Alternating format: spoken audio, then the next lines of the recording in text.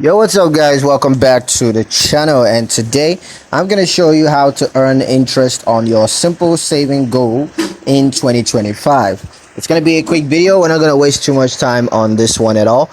Just going to give you guys a quick step-by-step guide on how to get this done. So let's jump into it. Now the first step, of course, is going to be to log into your simple account.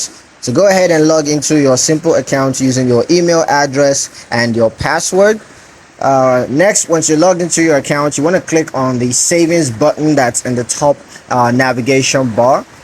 Next, you're going to select savings goals from the drop down menu. So click on the savings button in the top navigation bar, and then from the drop down menu you're going to select saving goal. Next, you're going to view your saving goal details, including the interest rates and interest earned.